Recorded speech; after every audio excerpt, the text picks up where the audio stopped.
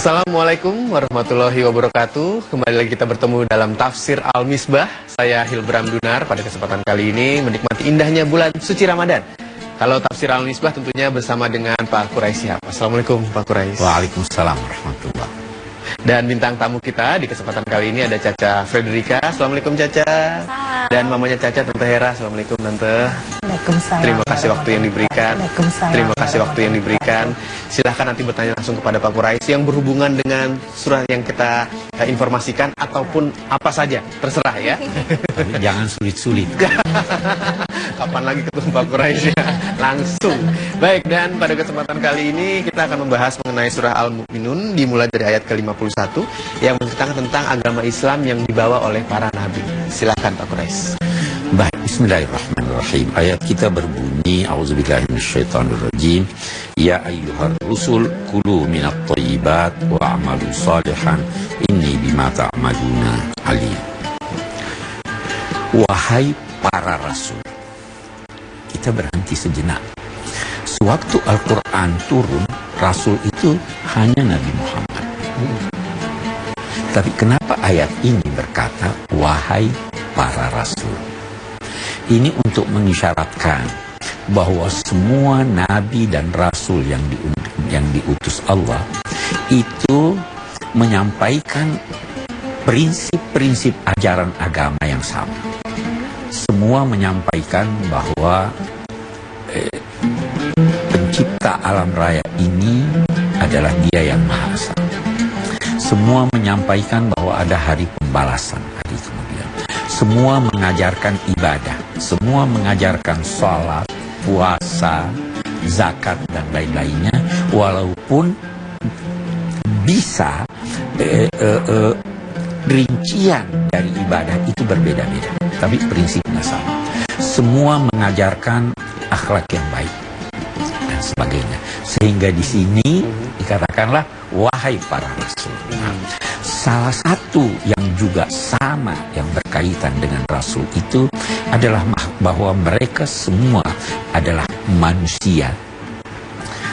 Dan kalau sudah manusia tentu memiliki kebutuhan-kebutuhan pokok baik fisik maupun psikis. Ya.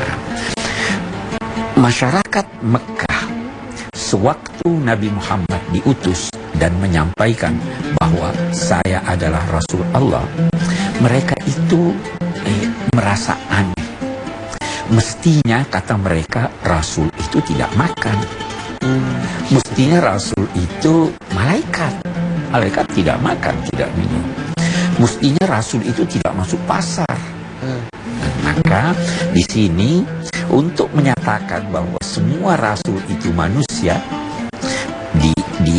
dan semua mereka diperintahkan untuk makan. Makanlah yang baik-baik. At-thayyibat. Kita berhenti dulu lihat. Jika demikian, agama-agama tidak hanya menekankan perlunya mengisi jiwa, tetapi juga mensejahterakan jasmani. Kalau Nabi bersabda, sesungguhnya badanmu mempunyai hak atas dirimu. Innal badanika 'alaika haq. Jadi jangan tidak jaga kesehatan, jangan tidak makan, tapi makanlah yang baik-baik. Apa yang dinamakan makanan yang baik itu?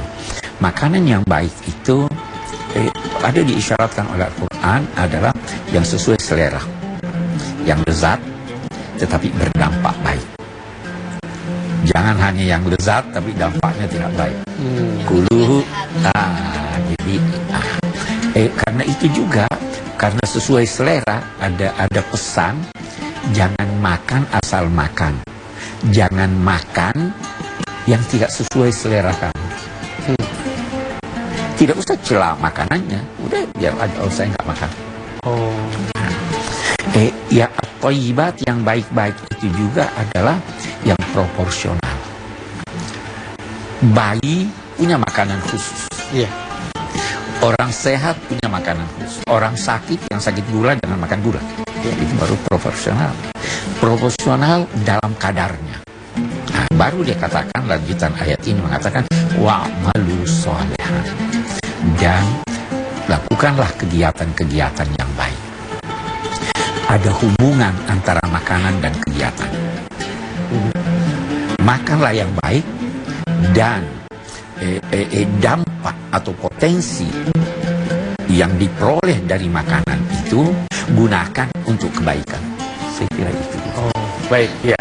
Kita tahan dulu sampai Pak Quraisy ya. Kita akan lanjutkan sebentar lagi. Ini menarik karena kita akan membahas sesuatu yang dekat dengan keseharian kita. Anda jangan kemana-mana karena kami akan segera kembali di Tafsir Al-Misbah. Kita bineka tetapi dalam ini yang dikehendaki oleh ayat ini. Biarkan yang mau menganut agama Kristen silakan. Dan ini karena prinsip dasarnya itu semua menghendaki kedamaian. Baik, kami lanjutkan lagi Tafsir Al-Misbah. Kita masih membahas mengenai surah Al-Mu'minun ya. Tadi Pak Quraisy pada segmen sebelumnya mengatakan bahwa dalam Islam ajaran-ajaran yang diajarkan begitu luar biasa, termasuk bahkan saat kita memilih makanan ya. Pilihlah makanan yang sesuai porsi dan yang kita sukai. Bisa kita lanjutkan Pak Quraisy? Yang kita sukai asal halal. Asal halal ya. Baik, kita lanjutkan ayat kita. Wa inna hadhihi ummatukum ummatan wahidah wa ana rabbukum fattaqun. Seluruh nabi, seluruh rasul membawa ajaran dari Allah Subhanahu wa taala. Prinsip-prinsipnya sama. Jika demikian, umat ini, umat semua nabi-nabi ini adalah satu umat. Ya. Semua bertuhan Allah Subhanahu wa taala, semua mendambakan kedamaian, semua patuh kepadanya, semua melaksanakan ajaran-ajaran diininya. Haji umatkum umatun wahidah wa ana rabbukum. Saya adalah Tuhan kamu semua. Maka bertakwalah kepadaku. Tetapi, kita lihat nih sekarang. Fataqatta'u amrahum bainahum zuburan. Kullu hizbin bima ladaihim farihun. Tapi penganut agama-agama ini ada yang menyimpang.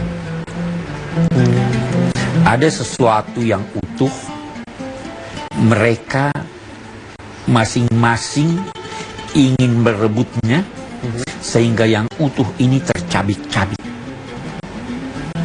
Apa yang tercabik yang telah berada di tangan mereka ini, mereka berbangga dengannya. Maksudnya bagaimana? Oke, mari kita lihat.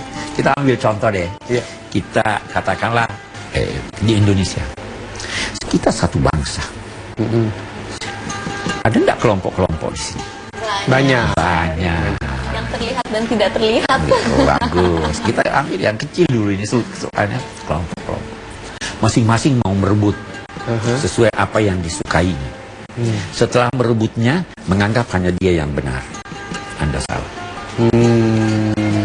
Nah, ini mereka mengambil sesuatu ini yang sebenarnya utuh dari Allah, tapi mereka merebut sehingga tercabik-cabik apa yang tadinya satu.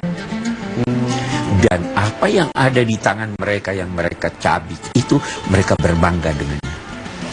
Kalau istilah ayat ini, kullu hizbin bima ladaihim farihun. Hizib itu dalam bahasa Arab modern, artinya partai. Sebenarnya partai itu kelompok orang-orang yang memiliki ide yang sama, yang ingin memperjuangkan sesuatu yang sama. Itu hizib, kelompok orang. Setiap, kalau kita terjemahkan dalam bahasa sehari-hari, setiap partai menganggap dirinya yang benar, yang lain salah. Setiap golongan. Nah, ini keliru. Dalam pandangan agama, persatuan itu perlu.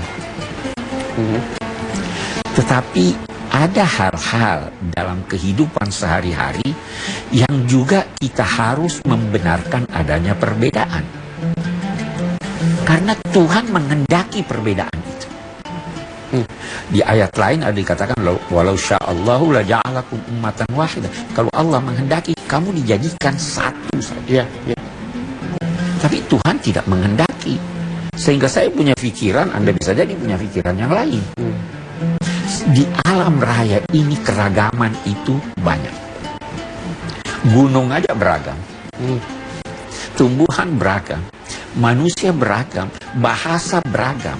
Kalau Anda ingin memaksakan sesuatu yang mestinya dibolehkan untuk beragam, lantas Anda ingin memaksakannya harus seperti ini, kacau bumi. Kalau seorang muslim ingin memaksakan semua harus masuk Islam, kacau. Kacau. Ya loh, jangan paksa orang. Lakum dinukum waliyadin. Kalau kita sebagai bangsa misalnya mau memaksakan, karena di Indonesia ini penduduk Jawa banyak, ya kan? Mayoritas harus berbahasa Jawa semuanya. Bagaimana? Kacau. Kacau. Kita hidup kita bineka tetapi dalam ini yang dikehendaki oleh ayat ini. Biarkan yang mau menganut agama Kristen silahkan. Dan ini karena prinsip dasarnya itu semua menghendaki kedamaian, ya kan? Ya betul, Nah, betul. tetapi bisa jadi ada penafsiran yang diberikan oleh setiap ini sehingga penafsirannya menyeleweng.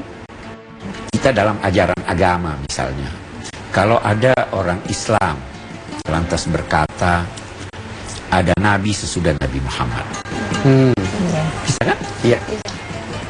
Kita berkata tidak dong.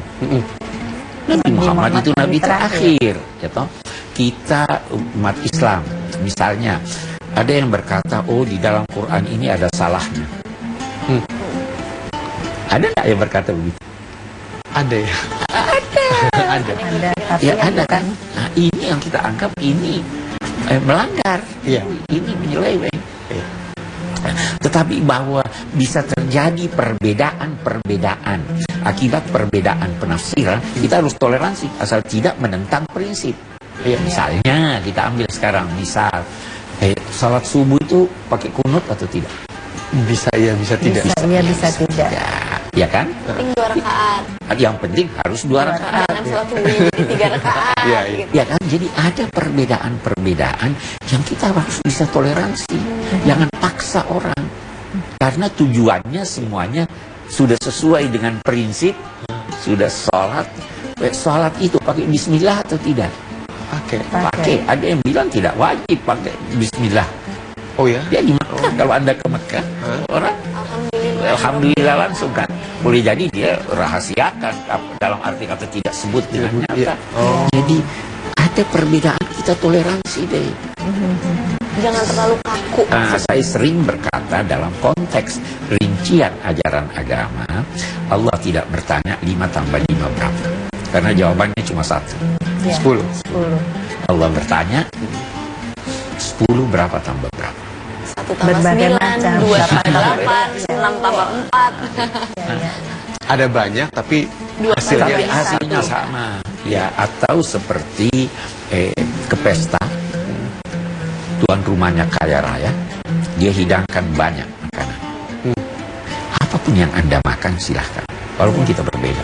Saya ambil kopi, Anda ambil teh, itu ambil minuman dingin, Ambil puding. ambil puding, ambil. Tuan rumah senang, apapun walaupun berbeda-beda. Asal jangan ke rumahnya ambil dari kulkasnya. Kan tidak dihidangkan. Iya. Itu saya kira ini yang ingin dipesankan oleh ayat kita ini. Kita break dulu kalau begitu, Baik, Pak Qurais. Kita akan lanjutkan sebentar lagi. Menarik pembahasannya, menarik sekali informasi dan ilmu yang bisa Anda dapatkan bersama acara ini. Jangan kemana-mana. Apa maknanya ini? Dia nafkahkan hartanya, dia takut jangan sampai tidak diterima Tuhan. Jangan sampai dia pamrih. Ada orang nafkahkan hartanya, oh saya sudah dapat ini. Iya. Ya kan? Dia menafkahkan hartanya, dia beribadah disertai dengan rasa takut. Jangan sampai ibadahnya tidak diterima Tuhan. Itu sebabnya ada riwayat Nabi bersabda, semua manusia merugi dan celaka kecuali yang beramal. Iya. Semua yang beramal celaka kecuali yang beramal soleh. semua yang beramal soleh.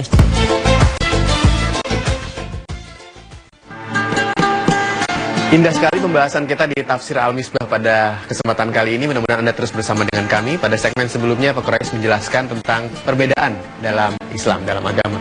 Itu adalah sebuah hal yang wajar, sebuah hal yang diperbolehkan oleh Allah, asal tidak keluar dari prinsip. Karena pada dasarnya, semua Nabi dan Rasul itu mengajarkan hal yang sama. Seperti apa kelanjutannya? Silakan Pak Quraish. Baik. Jadi ayat yang lalu kita ini menggambarkan orang-orang yang telah menyimpang dari ajaran agama sehingga mempersalahkan yang lain. Padahal seharusnya tidak demikian. Ini berjalan. Ayat berikutnya itu berkata, wahai Nabi Muhammad, biarkan saja mereka fi ghamratihim. Saya gambarkan ghamrah. Ghamrah itu sesuatu yang merusak. Karena itu banjir yang datang, yang merusak sekian banyak, itu dinamai ghamrah. Nah, orang-orang ini berada di dalam kebodohan, kelengahan, yang mengakibatkan mereka fanatik, buta, sehingga sebenarnya merusak diri mereka sendiri. Ya, merusak diri mereka sendiri. Nah, di sini dikatakan, biarkanlah mereka dalam kebodohan mereka yang menyeret mereka kepada kerusakan. Biarkan itu demikian sampai batas waktu tertentu. Kapan batasnya itu? Paling tidak kita katakan sampai hari kiamat. Mereka akan menyesal, atau sampai datang kebenaran kepada mereka sehingga mereka insaf mau kembali untuk bersatu sesuai dengan prinsip-prinsip ajaran agama. Biasanya orang-orang yang semacam ini, memiliki harta yang banyak. Dia karena itu kekuatan dia di sana. Maka apa kata ini, kalau demikian, apakah mereka menduga bahwa kami menganugerahkan kepada mereka banyak harta dan juga banyak anak-anak?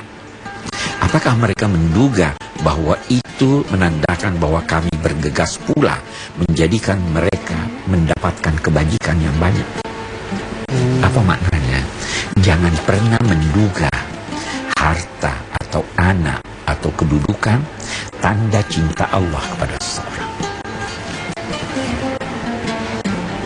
Boleh jadi harta diulur supaya Anda diulur, nanti suatu ketika terjatuh. Ujiannya. Iya, ujian. Jangan menduga, kata ayat ini. Anak-anak yang tampan, yang pandai, harta yang banyak, itu tanda cinta Allah pada seseorang. Tidak. Bisa jadi bukan itu tanda cinta. Tanda cintanya apa? Tanda cintanya Anda diberi petunjuk kepada kebenaran.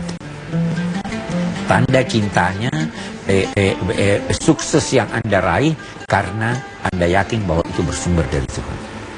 Baru dikatakan di sini lanjutannya,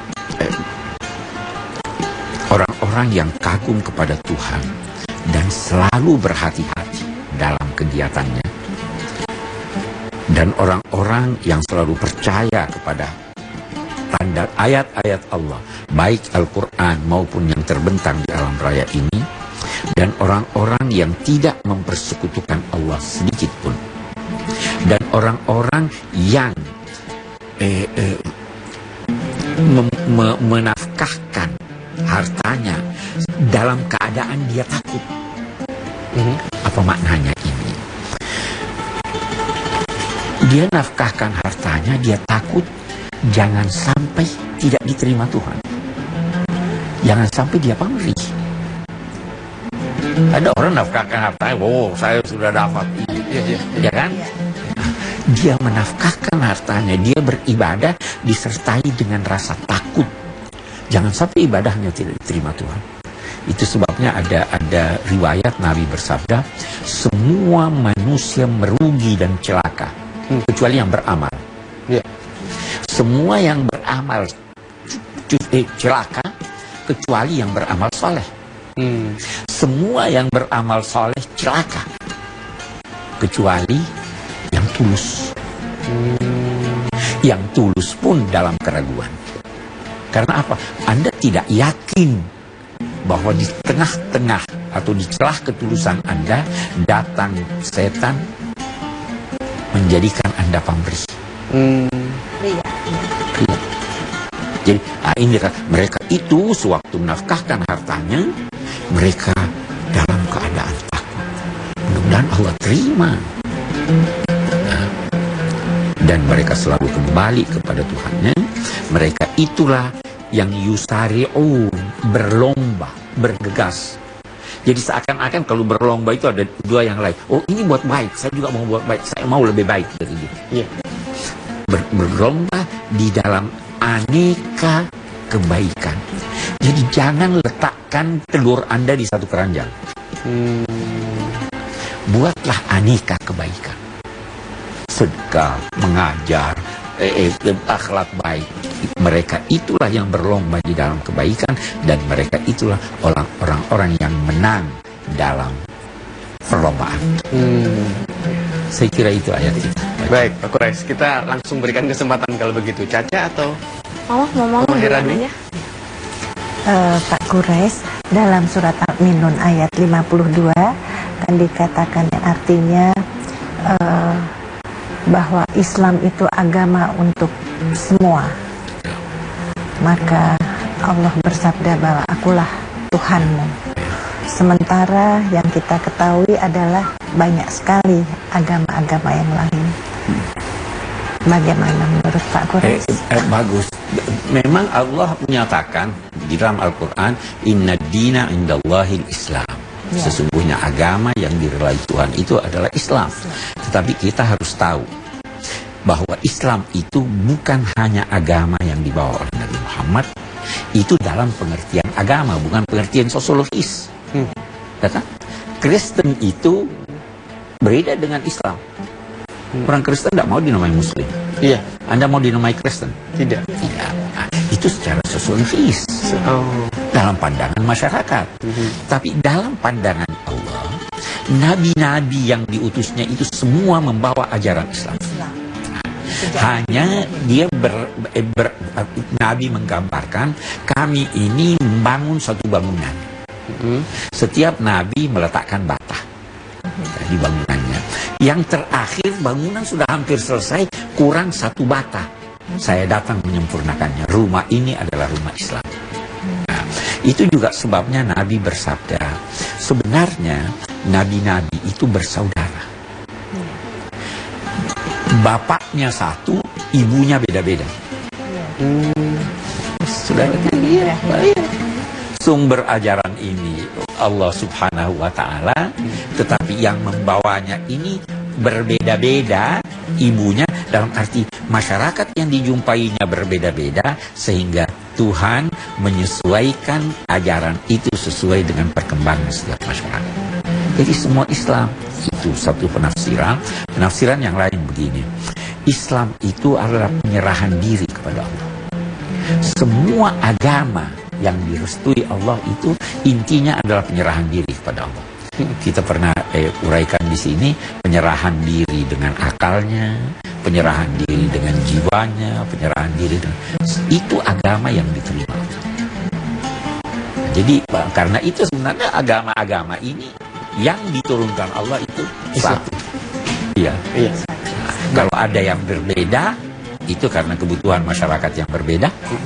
Atau kalau ada yang berbeda karena telah terjadi penyelewengan, penyimpangan dari ajaran itu. Oke. Setelah ini Caca yang bertanya ya. Caca serius banget dengerinnya sampai mengerenyit begitu. Tenang Caca, habis ini bisa bertanya juga. Mudah-mudahan pertanyaan Caca juga mewakili pertanyaan Anda yang tidak bisa langsung bertanya kepada Pak Quraisy Shihab. Jangan kemana-mana, kami akan segera kembali.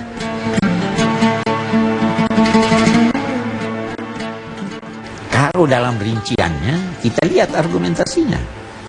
Oh. Ya, sekarang misalkan kita ini ada orang-orang yang dinamai kaum liberal. Iya. Oke, bagus lah. Dia berusaha menafsirkan Al-Quran ini sesuai dengan perkembangan masa. Itu boleh-boleh aja, tapi kita mau lihat penafsirannya gimana. Apakah penafsirannya berkata di Quran ini sudah ada yang ketinggalan zaman? Di Quran ini hanya sesuai untuk masa lalu, masa kini kita harus ubah. Nah, itu kalau saya tidak bisa terima itu. Karena saya yakin bahwa Al-Quran ini firman Allah yang ditujukan kepada seluruh umat manusia sampai akhir zaman. Nah, tapi kalau Anda mau menafsirkan yang berbeda dengan penafsiran orang dulu, tidak ada masalah. Asal sesuai dengan kaedah penafsiran. Tafsir Al-Misbah berlanjut lagi bersama Pak Quraish Shihab dan juga saya Hilbram Dunar. Sekarang Caca yang akan bertanya langsung kepada Pak Quraish. Silahkan, Ca. Oke, Pak Quraish, saya dari tadi dengerin penafsiran Pak Quraish, senang banget ya gitu, karena kan kita jadi memandang Islam dengan cara yang terbuka gitu, pakai logika gitu, dan bertoleransi. Dan kalau misalkan pada saat zaman seperti sekarang ini kan banyak sekali dalam tanda kutip oknum-oknum yang memang sengaja membuat Islam itu menjadi terpecah belah gitu. Dan sebenarnya kita sendiri sebagai muslim kadang-kadang juga tanpa kita sadari kita tuh menjadi objek sesuatu tersebut gitu, yang kita jadi kayak kita justru memusuhi sesama muslim yang lain gitu, karena kayak dari cara sholatnya, ih kok dia gini sih, ih kok dia gini, ih harusnya nggak boleh ini ya, harusnya gini gitu. Padahal mazhab-mazhab itu kan tidak ada di Al-Quran. Mazhab itu kan sesuatu yang dari hasil pemikiran manusia gitu. Tapi kan seperti yang tadi Pak Quraish bilang, sholat subuh yang penting 2 rakaat, jangan jadi 3 rakaat gitu. Berarti kan kita harus bertoleransi. Tapi masih ada orang-orang yang istilahnya masih tertutup lah, kayak nggak bisa, pokoknya harus gini, pakai harus gini gitu. Bagaimana kadang-kadang kalau ketika saya bertemu dengan kelompok atau orang-orang seperti itu, bagaimana saya harus menjelaskan bahwa ya kita harus bertoleransi gitu. Ya. Bagaimana harus menjelaskan? Ini yang susah. Kita sudah menjelaskan, hatinya tertutup, pikirannya tertutup. Dia hanya biasanya itu hanya menganggap dirinya yang benar. Iya. Sehingga tidak terbuka hatinya atau pikirannya untuk mendengar dari orang lain. Orang-orang yang semacam ini biasanya hanya membaca satu buku. Padahal sebenarnya ada buku lain yang juga penulisnya memiliki otoritas, dia tidak tahu. Jadi dianggap, oh ini buku ini berkata begini. Boleh jadi dia berkata Imam Syafi'i udah berkata begini. Bagaimana Imam Malik? Bagaimana Imam Ahmad? Bagaimana ini? Bagaimana orang-orang pandai yang memenuhi persyaratan yang baru hidup masa ini? Boleh jadi berbeda. Karena apa? Kita lihat penafsiran itu adalah hasil pemikiran manusia, ya kan? Nah, pemikiran itu dipengaruhi oleh banyak hal, dipengaruhi oleh perkembangan ilmu, dipengaruhi oleh lingkungan, dipengaruhi oleh kecenderungan seseorang. Al-Quran ini ekonom bisa menafsirkannya sesuai dengan kecenderungan hatinya. Itu kita ambil contoh. Iqra bismi rabbikal ladzi khalaq, khalaqal insana min 'alaq. Menciptakan manusia dari alaq. Dokter punya penafsiran yang berbeda dengan sosiolog. Dokter berkata alaq itu adalah sesuatu yang berdempet di dinding rahim. Sosiolog berkata Allah menciptakan manusia itu adalah makhluk yang ketergantungan, makhluk sosial. Anda harus tergantung pada yang lain. Yang lain jadi beda-beda. Kita harus oke deh, Anda benar, ini benar, ini benar. Atau paling tidak kita berkata pendapat saya benar tapi mungkin salah. Pendapat Anda salah tapi mungkin benar. Atau kita berkata kita semua benar, sama dengan seorang yang ditanya gajah itu bagaimana? Besar. Besar. Dia jawab dia berbelalai. Berbelalai. Dia besar. Dia punya taring. Ada. Iya kan? Semua benar. Semua menggambarkan satu aspek. Sulit menggambarkan semuanya. Jadi kalau Anda sudah menggambarkan satu aspek, Anda bisa jadi benar. Ini aspeknya benar. Nah, tapi ini dia tidak mau. Pokoknya kalau Anda jawab bahwa gajah itu berbelalai, Anda jawab punya taring, enggak. Enggak. Karena dilihat dari samping. Dilihat dari samping. Dia lihat dari samping. Ya, Saya kira itu ya. Jadi kita harus bijak Ya. ya Pak. kita harus bijak, kita harus memiliki wawasan yang luas. Kita harus tahu bahwa tujuan agama ini adalah melahirkan kedamaian, ketentraman, keharmonisan hubungan di antar sesama. Amin. Tadi menyambung dari pertanyaan Caca, Pak Quraish. Tadi Pak Quraish mengatakan bahwa ada juga pemikiran-pemikiran dari mereka-mereka yang lahir sekarang, masa kini. Nah, pertanyaan saya, seberapa fleksibel Islam disesuaikan dengan keadaan masa kini dibanding masa lalu, Pak Quraish? Apakah bisa berubah? Apakah bisa bergerak? Prinsip-prinsipnya tidak bisa berubah. Ya. Kalau dalam rinciannya, kita lihat argumentasinya. Oh. Ya, sekarang misalkan kita ini ada orang-orang yang dinamai kaum liberal. Ya. Oke, bagus lah. Dia berusaha menafsirkan Al-Quran ini sesuai dengan perkembangan masa.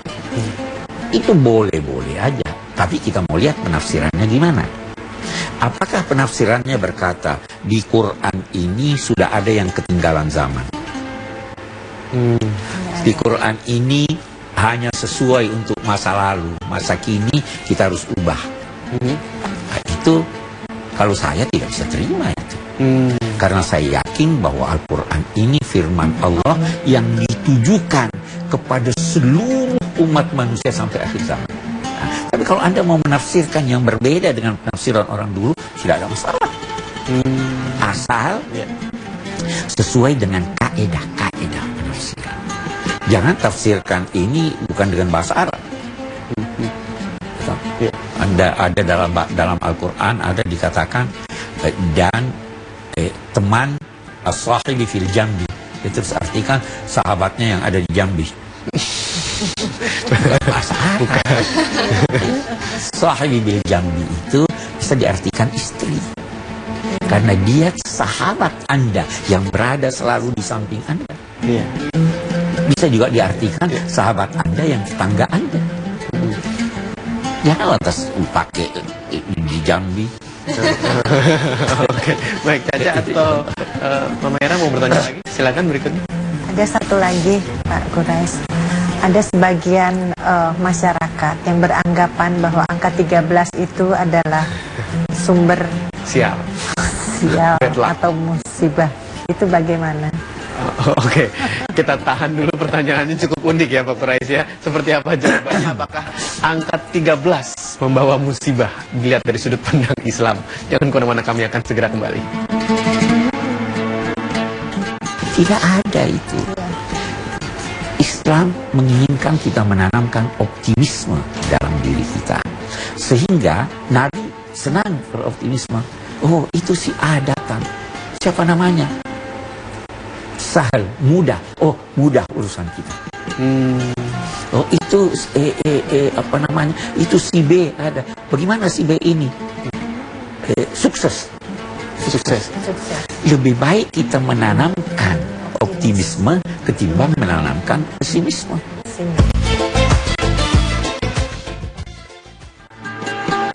Baik, seperti apa jawaban Pak Quraish? Pertanyaan dari Mama Hera tadi, apakah 13 merupakan angka musibah atau angka sial? Lalu bagaimana melihatnya, Pak Quraish? Ya. Saya ingin tanya dulu, adakah angka 13 yang melahirkan keuntungan?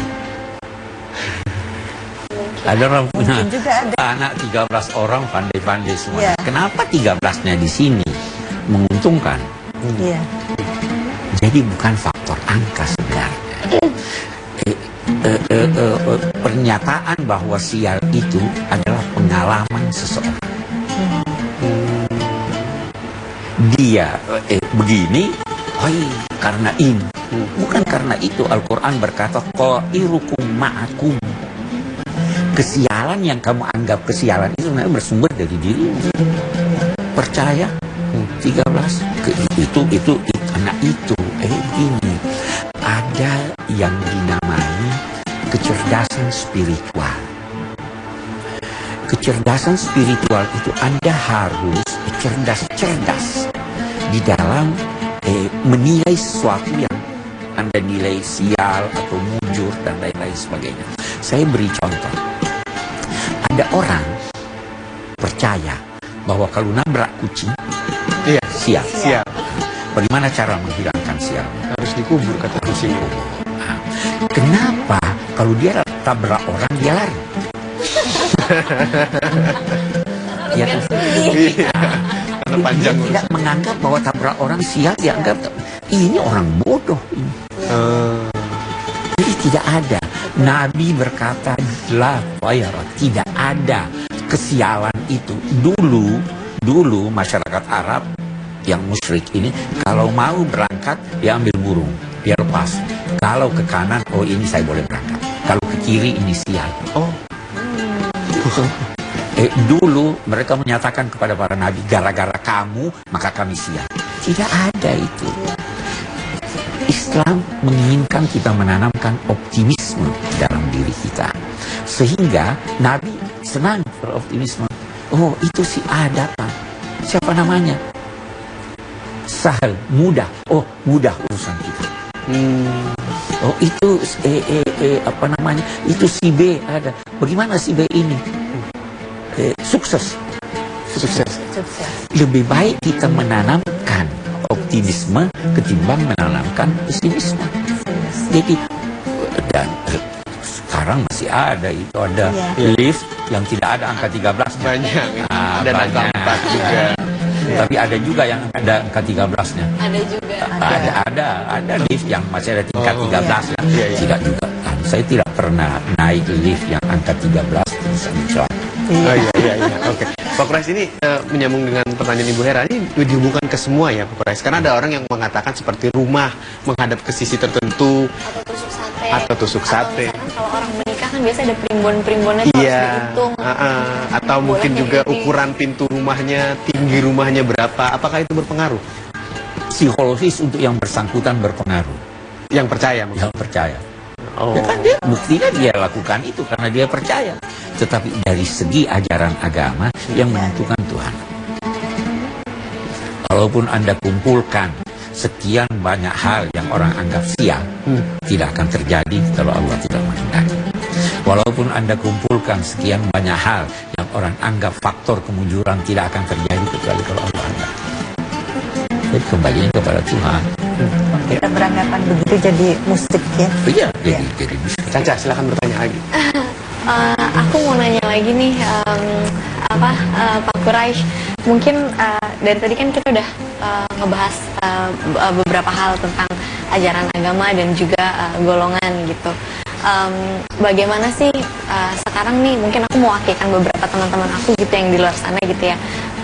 Dia tuh selama ini anak-anak sumur aku kan lagi berdoa, ya Allah dekatkanlah kami dengan jodoh kami gitu. Tapi justru orang-orang yang dideketin orang-orang yang keimanannya berbeda gitu. Jadi kadang-kadang dia suka nanya, emang berarti itu jodoh aku gitu. Tapi gimana ya gitu. Gimana yang menurut Pak Quraisy memandang itu? Ya. Dekatkanlah aku. Bagus. Berdoa aja silahkan. Tetapi begini. Kapan kita tahu kalau Allah menjawab itu gitu? Kalau itu jodohnya. Misalkan. Iya. Karena yang mendekat itu ternyata beda agama atau mungkin juga tidak baik sifatnya. Yang jelas Allah selalu menghendaki kebaikan buat. Sehingga jangan duga bahwa kalau Anda berdoa dekatkan itu kepadaku ya Allah, dan saat dia berbeda agama, itu izin Tuhan, bukan ridhonya. Oh, beda. Nah, saya beri Anda contoh izin dan ridho. Ada seorang ini menikah dengan orang yang berbeda agama. Dia minta izin pada orang tuanya. Orang tuanya sebelum ini sudah berkata, pokoknya nak kamu pilih aja siapa yang kamu suka, saya setuju. Ya? Ini dia rasa, Pak, saya sudah dapat yang saya mau kawin ini. Kata orang tuanya itu nggak boleh tuh ini. Terus anaknya mendesak, tidak. Akhirnya ayahnya berkata, oke deh kalau begitu terserah kamu, saya izinkan, tapi saya tidak setuju. Oke. Persetujuan itu ridho, izin itu belum tentu Sama dengan persetujuan. Nah, Allah mengizinkan, tapi dia tidak ridho. Nah, Allah mengizinkan adanya keburukan. Kalau tidak ada keburukan. Iya. Ya kan? Iya, iya. Tidak ada yang terjadi dalam kehidupan ini kecuali atas izin Allah. Ada sistem yang ditetapkan. Tetapi ada yang diridhoinya, ada yang tidak. Jadi jangan lantas berkata, saya berdoa ini tidak. Kalau mau menikah, kayak mau diridhoi Allah, carilah yang sebanyak mungkin memiliki persamaan dengan Anda. Sebanyak mungkin. Saya tidak bicara soal agama saja, budaya pun. Buat bibit bebet itu perlu ya. Budaya pun, tingkat pendidikan pun, usia pun.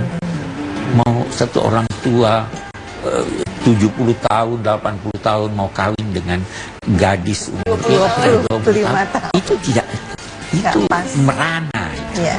Ya kan?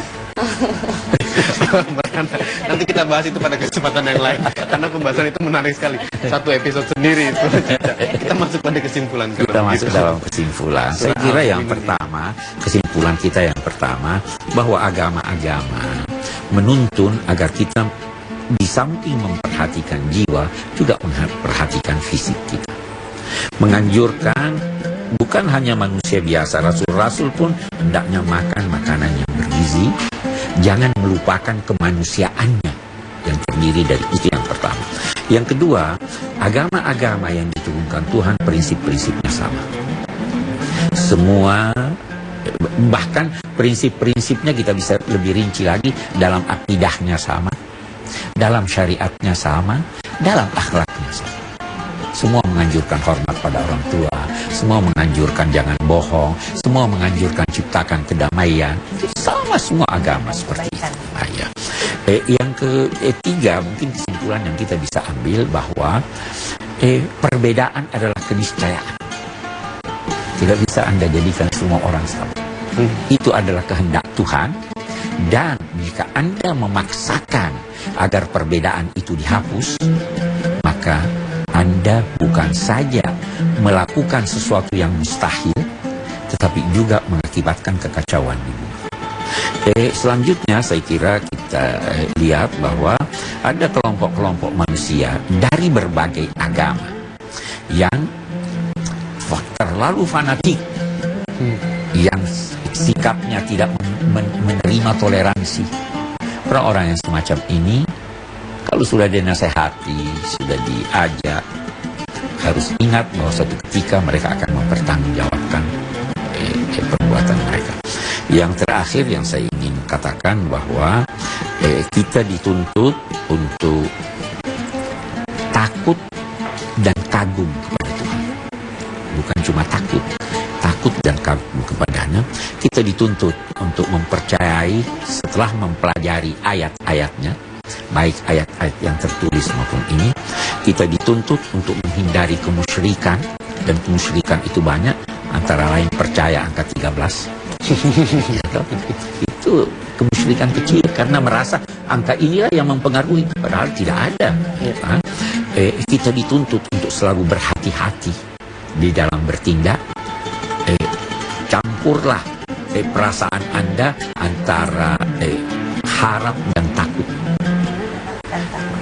Dan terakhir, kita dituntut untuk berlomba dalam aneka kebajikan. Jangan hanya pada satu kebajikan. Saya kira itu yang dilihat. Baik, terima kasih Pak Quraish untuk kesempatannya. Nah, Caca, Mama Hera, terima kasih. Kita bertemu lagi di kesempatan yang lain. Saya Hilbram Dunar. Wassalamualaikum warahmatullahi wabarakatuh. Sampai jumpa.